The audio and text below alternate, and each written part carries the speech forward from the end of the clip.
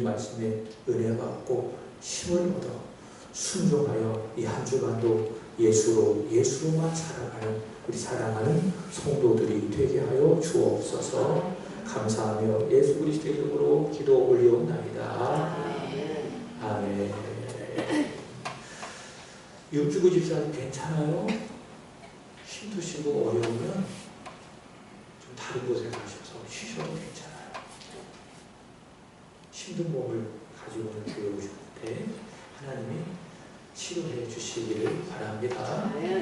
우리 서로 인사합시다. 마음을 지킵시다. 여러분, 지켜야 될 것이 참 많죠. 가정도 지켜야 하고 자녀들도 지켜야 하고 내 직장과 내 인터도 지켜야 하고, 그러나 지킬 만한 것 중에 가장 먼저 가장 열심히 지켜야 될 것이 무엇이라고 생각하십니까? 마음입니다. 마음. 여러분의 마음을 잘 지키셔야 합니다. 마음만 지키면 가정도 지켜지고 자녀도 지켜지고 여러분의 기업과 일터도 지켜지고. 믿습니까? 잠언 4장 23절 잘 알고 계실 줄로 믿습니다. 무릇 지킬 만한 것 중에 더욱 너의 마음을 지켜라. 생명의 근원이 이에서 나옵니다. 마음이 무엇입니까? 생명. 내 생명의 근원이 나오는 자리라는 거죠. 그래서 그 마음을 잘 지키면 영혼이 잘 되고 범사도 잘 될 줄로 믿습니다. 마음을 지킵시다. 그렇다고 한다면 마음을 지킨다는 것은 구체적으로 무엇일까요? 여러분, 우리는 누굽니까? 하나님 앞에 의인입니까? 죄인입니까? 죄인입니다. 우리는 죄인입니다. 그 죄의 삭은 무엇입니까? 사망입니다. 나는 죄인입니다. 그리고 나는 죽을 수밖에 없는 죄인입니다. 그러나 나 같은 죄인을 하나님이 사랑하셨습니다.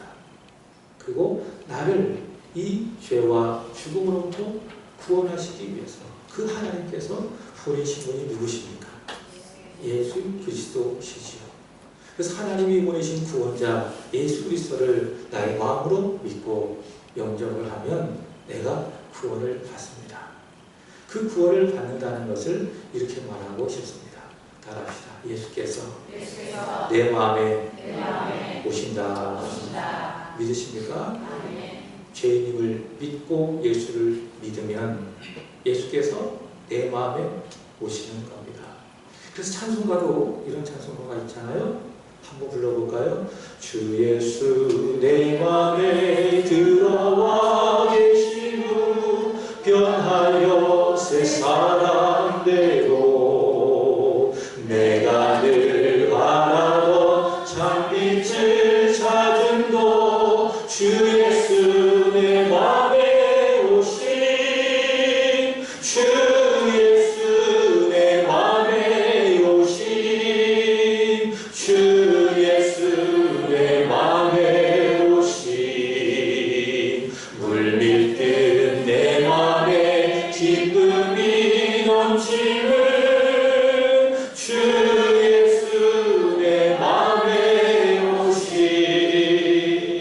예수 믿기 전에는 내 마음에 내가 주인이었어요.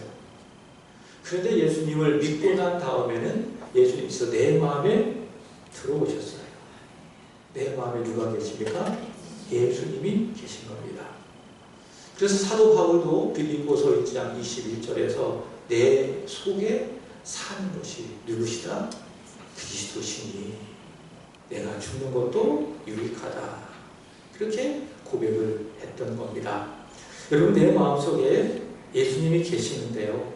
그렇다고 한다면 마음을 지킨다는 것은 무엇이라고 생각하십니까? 그것은 바로 내 마음에 계신 예수님을 나의 주인으로 인정해 드리는 겁니다. 예수님이 내 마음에 없을 때는 내가 주인이었어요. 그래서 내가 원하는 대로, 내 생각대로, 내 뜻대로 살았어요.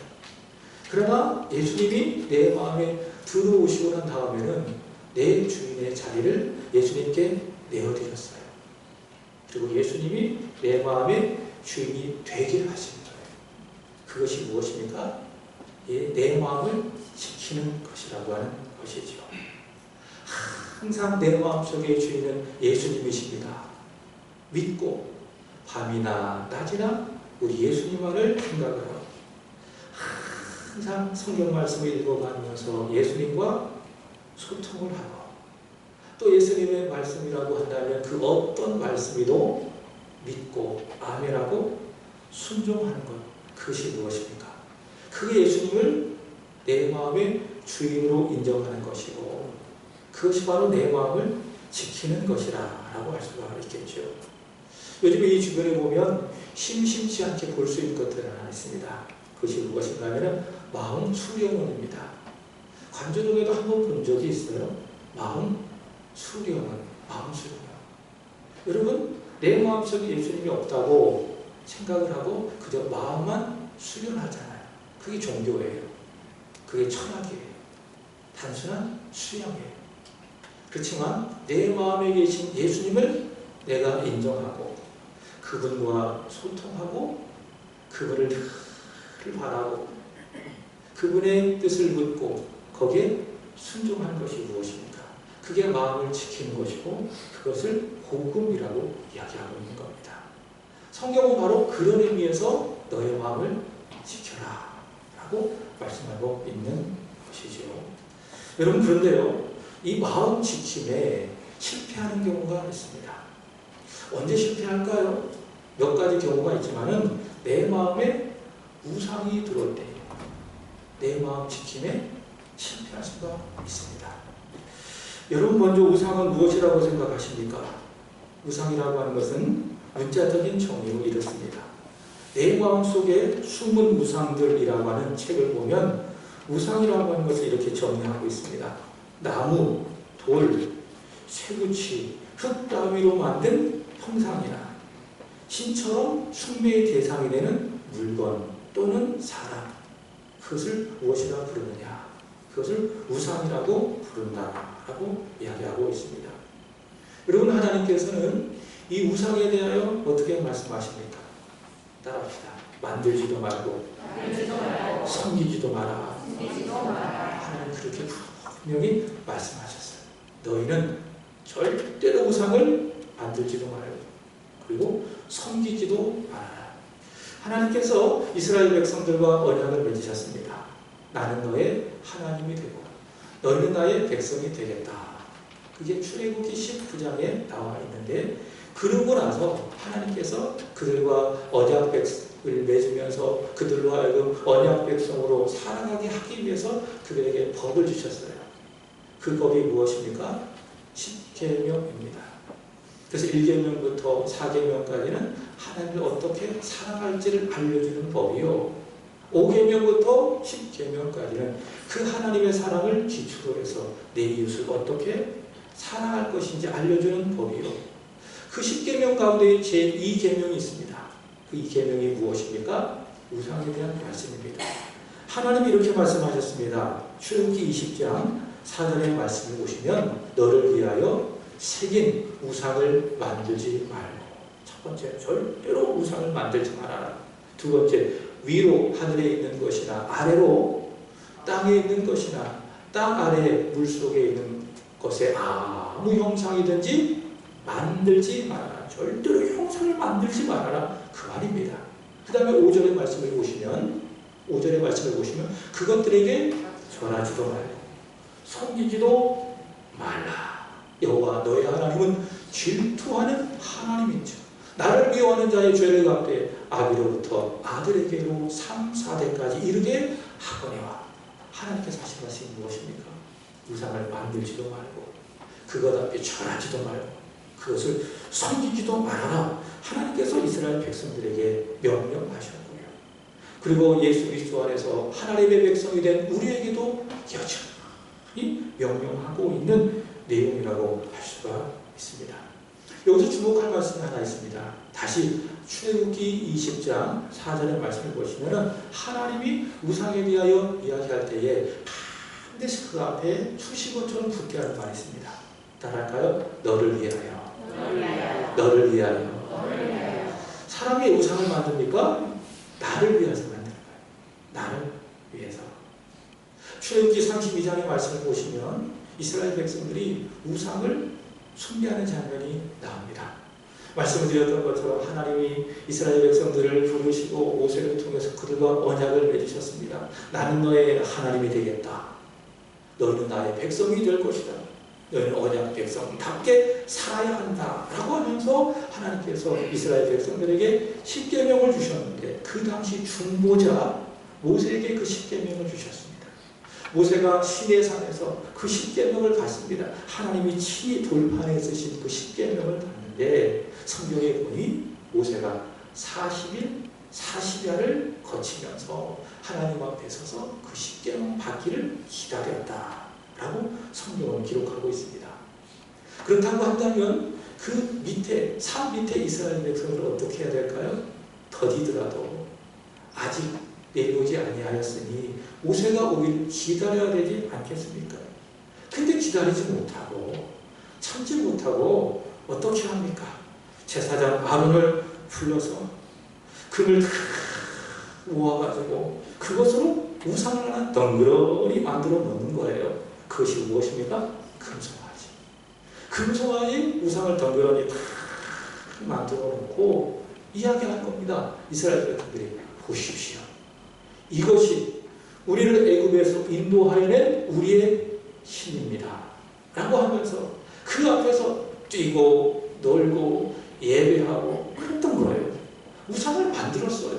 우상 앞에 섬겼다라고 하는 겁니다. 자, 그런데 그들이 우상을 만들 때에 그들이 했던 말이 있습니다.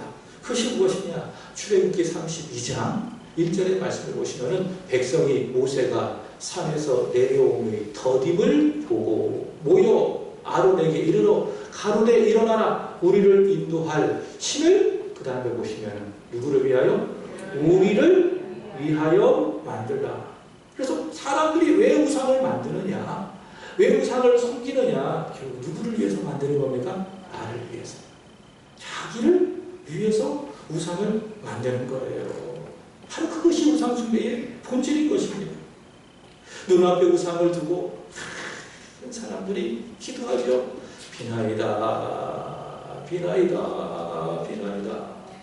내 아들 잘 되게 하시고 좋은 대학에 들어가게 하시고 그리고 대학 졸업했는데 좋은 직장에 취업하게 해주옵소서. 비나이다, 비나이다. 부모님이 많이 아프십니다. 건강하게 해 주옵소서. 돈 많이 벌게 하여 주옵소서. 우상 앞에 계속 뭐예요? 절하고 빕니다. 왜 빕니까? 그 우상을 위해서 빕니까? 아니죠. 누구를 위해서 비는 거예요? 나를 위해서. 하나님이 늘 우상에 대해서 말씀하실 때는 너희를 위하여 우상을 만들고 섬기지 말아라. 그렇게 하나님이 말씀하고 있는 거예요. 여러분 시편에서는 우상에 대하여 이렇게 전합니다. 시편 135편 15절부터 18절 보시면 열방의 우상은 은과 금이요 사람의 수고물이라.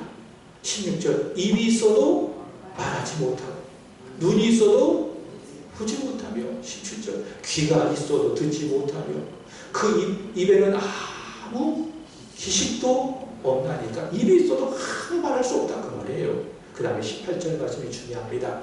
그것을 만드는 자와 그것을 의지하는 자가 다 그것과 같으니라. 이게 우상이라는 거예요. 우상은 아무것도 아니라는 거예요. 형상을 갖고 있습니다. 적에 나한테 복을 줄 거라 믿고 빕니다. 빕니다 하지만 아무것도 할 수 없는 것이 우상이다.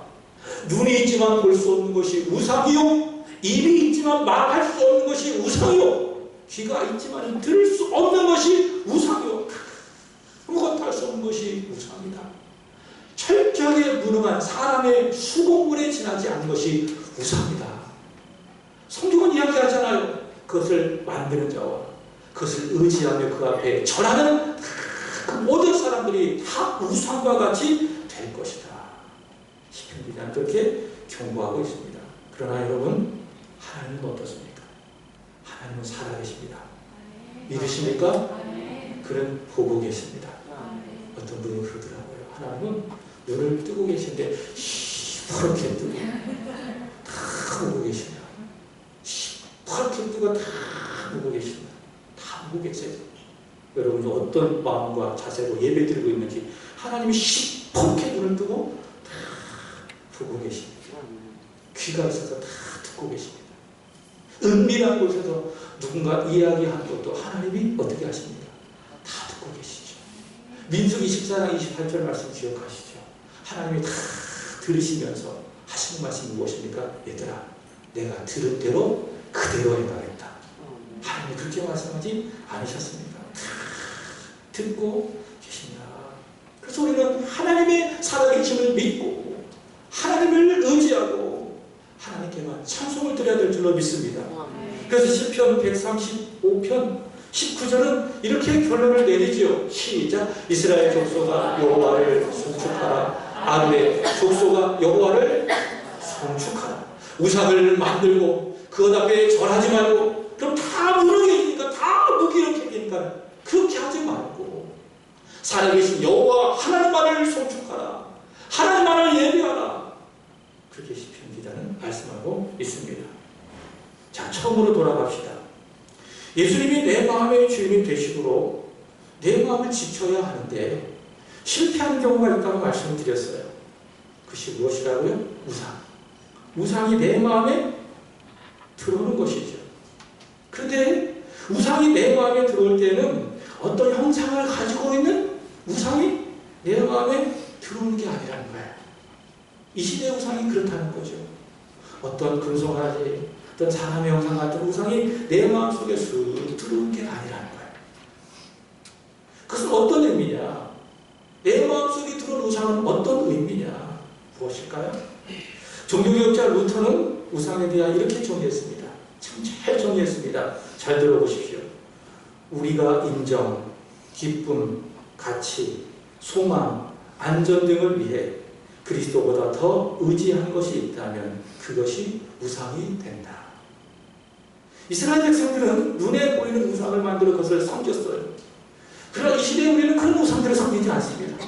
그런 우상들은 내 마음에 들어오게 하지 않습니다. 우리 마음속에 그러나 우상이 있다고 말씀하십니다. 그 우상은 무엇입니까? 예수보다 더 의지하는 것, 예수보다 더 사랑하는 것, 예수보다 더 바라보는 것. 그것이 내 마음속에 들어와 있다고 한다면 그게 뭐예요? 내 마음의 우상이고 그게 마음 지킴에 실패하는 것이라는 것이죠. 여러분 어떤 사람들은요 돈을 우상으로 마음에 듭니다. 돈 참 좋죠. 뭐니 해도 머리가 좋아요. 얼마 전에 그 국가에서 소비 쿠폰을 줬잖아요. 그분을 지지하든 지지하지 않든 어떻습니까? 다 좋아하잖아요. 돈이 참 좋다. 돈이 참 좋다. 그런 이야기죠. 교회도 마찬가지예요. 무엇이 필요합니까? 재정이 필요해요. 돈이 필요해요. 그래야 에어컨도 틀고 식사도 준비하고 교회가 세워지지 않겠습니까? 제가 늘 이야기하는 바가 있습니다. 선교는 무엇을 한다? 돈으로 한다. 물론 믿음이 필요하지요. 그러나 선교는 무엇을 합니까? 돈이 있어야 선교가 참 되는 거예요. 그만큼 돈은 중요해요. 내 문제는 무엇인지 아십니까? 돈을 우상으로 삼을 때 그게 문제가 되는 거예요. 성도들이 돈을 우상으로 삼을 때 그게 문제가 된다는 사실이죠. 바울이 이야기했습니다. 골로새서 3장 5절의 말씀을 보면 바울이 이렇게 이야기합니다. 그러므로 땅에 있는 지체를 죽이라. 곧 음란과 부정과 사욕과 악한 정욕과 탐심이니 탐심은 곧 우상 숭배이다. 여기서 말하는 탐심은 무엇입니까? 돈을 말하는 것. 돈에 대한 돈 자체를 말하는 것이 아니에요. 돈에 대한 탐심이라는 것이죠. 돈에 대한 탐심이 무엇입니까? 그게 우상이라는 거예요. 그 돈을 사랑하는 마음을 내 마음에 채우잖아요. 그 마음 지킴을 실패하는 거예요. 예수님이 내 마음의 주인이 될 수가 없는 것이죠. 디모데전서 6장 10절 바울이 이렇게 이야기합니다. 읽어보겠습니다. 시작. 돈을 사랑하니 일만하게 뿌리가 되나니 이것을 사모하는 자들이 미혹을 받아 믿음에서 떠나 많은 근심으로 자기를 찔렀도다. 여러분, 왜 많은 사람들이 미혹을 받습니까? 왜 많은 사람들이 믿음에서 떠나기도 합니까? 배고 말았다고 한다면 왜 믿음에서 파산하게 되는 겁니까? 단 하나의 마음에 돈이라고 하는 우상이 들어왔기 때문에 그래요. 돈을 예수님보다 더 사랑하기 때문에, 돈을 예수님보다 더 의지하기 때문에, 돈을 예수님보다 더 바라보기 때문에 사람들이 미혹을 받는, 믿음에서 떠나기로 하는 것이죠. 어떤 사람은 돈을 마음의 우상으로 드립니다. 어떤 사람은 쾌락을 마음의 우상으로 둡니다. 그래서 어떻게 합니까? 주말에 교회 와야지. 전화해보면 어디 갔다 오셨어요? 캠핑 갔다 왔어요. 낚시 갔다 왔어요. 산에 올라갔다 왔어요. 왜 그렇게 합니까? 즐겁잖아요. 지난주 말씀한 것, 도파민이 막 솟아납니다. 좋은 거 보고 좋은 거 먹고 쾌락이 우상이 있는 거예요. 우리 주님이 아니라 다른 주님을 그렇게 살아가죠. 우상이에요. 어떤 사람은요, 자녀가 우상이에요. 애가 말하는 것처럼 다 들어줘. 주님보다 자녀를 더 사랑해요. 자녀가 우상인 거예요. 어떤 사람은 친구가 우상해요. 친구가 가자 그러면 주일 예배 드리는 것도 그래. 뭐 매주 예배 드리는 거 한 주 빠져도 괜찮겠지. 뭐예요? 친구가 우상인 거예요. 많은 사람들이 친구를 우상으로, 자녀를 우상으로, 쾌락을 우상으로, 돈을 우상으로 삼고 그렇게 살아가는 것입니다. 여러분, 이 시대 우상이 바로 그런 것이라는 거예요. 그러면 여러분, 마음 지킴을 쉽지 않아요. 우상이 덩그러니 내 마음속에 주인이 있기 때문에 예수께서 내 인생의 주인이 될 수가 없는 거예요. 내 마음 들여다봅시다. 정말 내 마음이 예수님보다 더 사랑하는 것이 있는가? 잘 들여다보는 거예요. 현미경을 가지고 들여다보듯이 내 마음속에 예수보다 더 사랑하는 존재, 대상 무엇인가 있는지 한번 잘 돌아보는 거예요.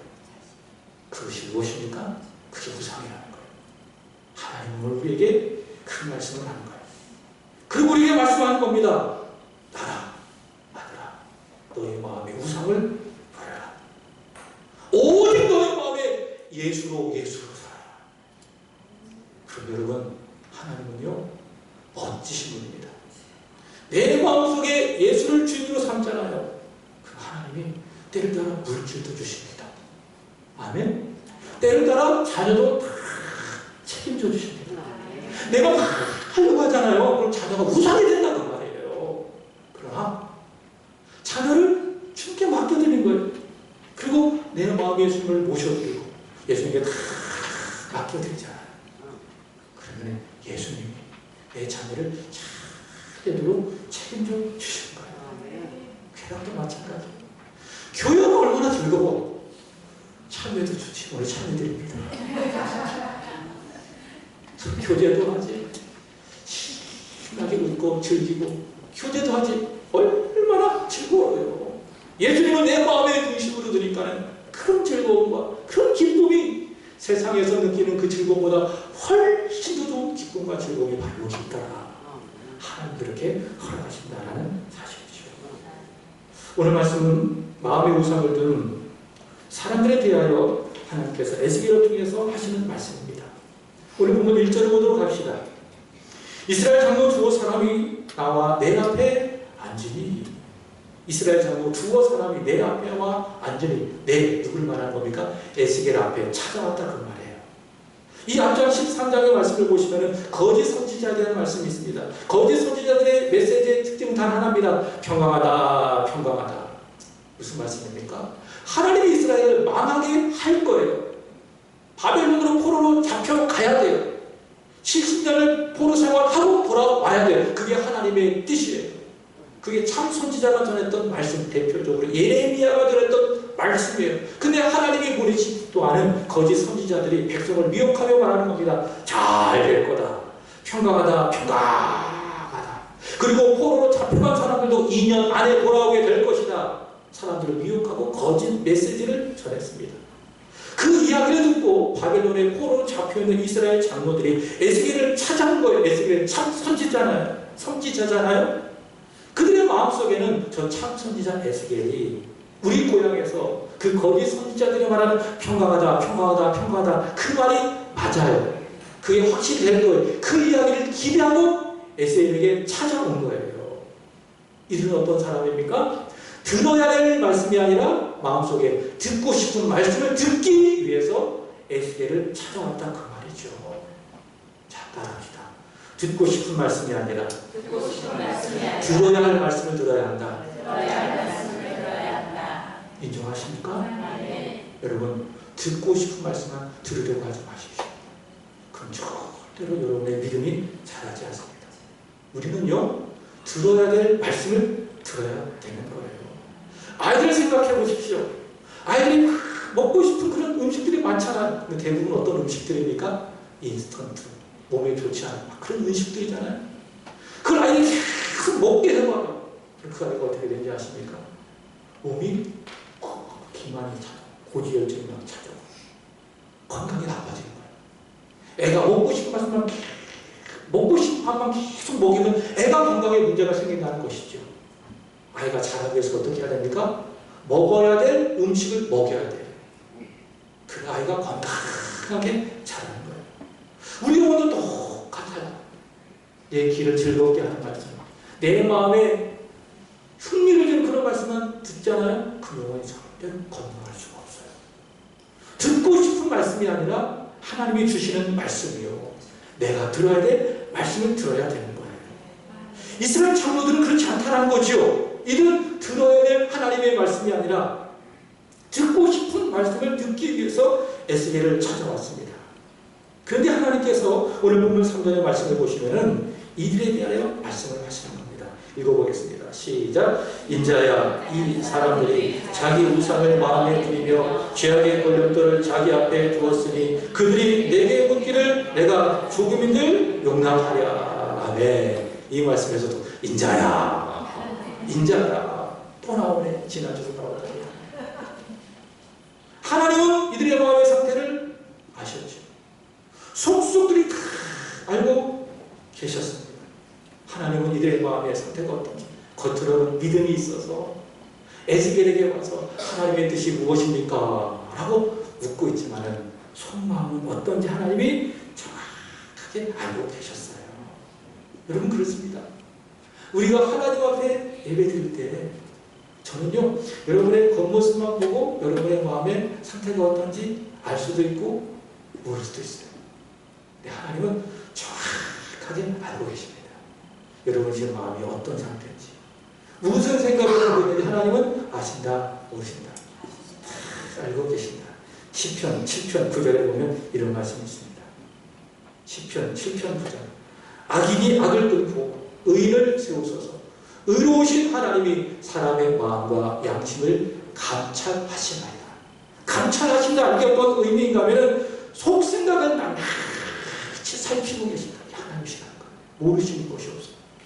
여러분 마음의 상태가 어떤지 하나님은 속속이 다 살피고 계신다. 그래서 우리 그가 하나님 앞에 예배해야 되는 거예요. 마음을 바르게 하고 생각을 바르게 하고 자세를 바르게 하고 하나님 앞에 예배해야 되는 것입니다. 왜? 하나님이 다 보고 계시니까. 말씀드렸던 것처럼 눈이 시뻘겋게 뜨고 여러분의 속마음까지 다 보고 계시니까 두려움 가운데 경외함 가운데 하나님을 예배해야 되는 것입니다. 하나님께서 이스라엘 장로들 보고 계신 것 겉으로는 믿음이 있어서 에스겔에게 찾아왔지만 그 속마음이 어떤 일을 알고 계셨어요. 그들 마음에 무엇이 있었습니까? 다시 오늘 3절의 말씀을 보시면 마음에 무엇이 있었어요? 우상이 있었어요. 마음에 우상이 있었어요.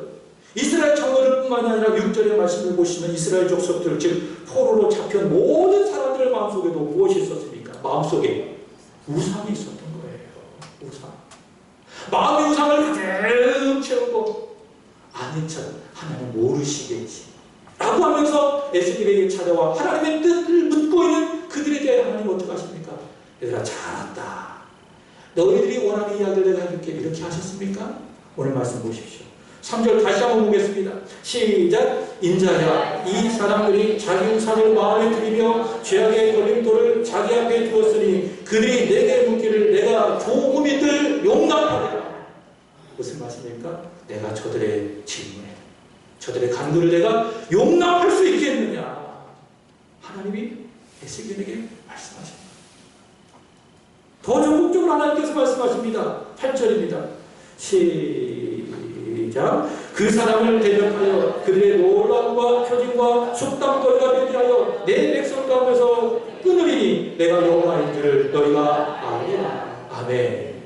마음의 우상을 가득 채우고 죄악의 걸림돌을 마음에 가득 채우고 여호와 앞에 나와 묻는, 여호와께 기도하는 내가 저들을 용납할 수 있겠느냐. 내가 저희를 대적한다. 하나님이 말씀하고 있습니다. 우리는 그렇지 않을까요? 상대방과 대화하면서 이야기해도 다 알잖아요. 아, 저 사람이 마음을 갖고 나한테 대하고 있는지, 마음 없이 대하고 있는지 알아야 몰라요. 압니다. 그게 한 번도 아니고 두 번이잖아요. 그럼 어떻게 됩니까? 그 사람과 멀어지는 거예요. 그 사람을 가까이 할 수가 없는 거예요. 진실하지 않는데, 위선적인데 어떻게 내가 그 사람과 진실한 소통을 할 수 있겠어요? 사람도 그런다 그 말이죠. 하물며 하나님 그렇지 않겠습니까? 마음의 우상이 가득합니다. 죄악이 가득합니다. 그러면서 아닌 척하고 위선을 떨며 하나님 앞에 나와 기도하고 있는데, 예배하고 있는데 하나님 그 사람을 용납하시겠습니까?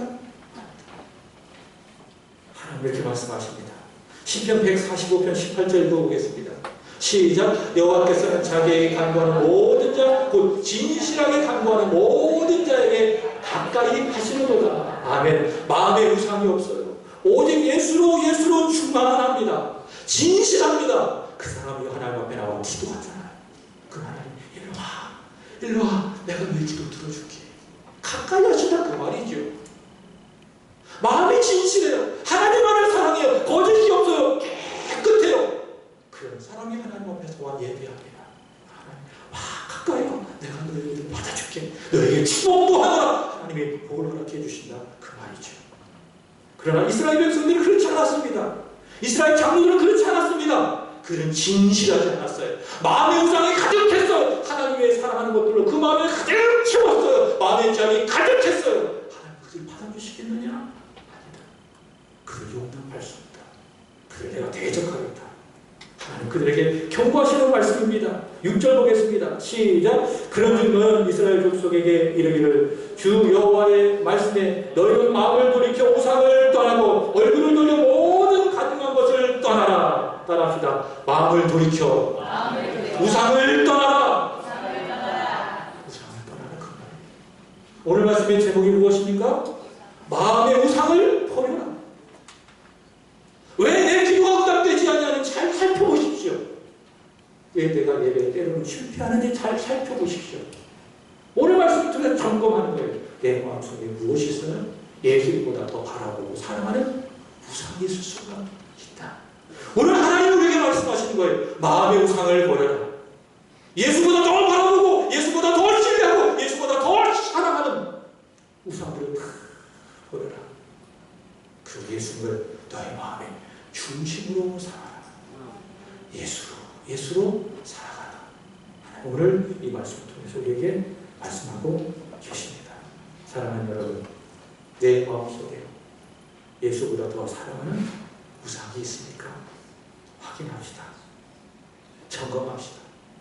그리고 오늘 우리에게 주신 하나님의 말씀대로 그 마음의 우상을 깜깜하게 버릴 수 있기를 축복합니다. 그 내 마음 오직 예수로만 충만하게 하기를 축복합니다.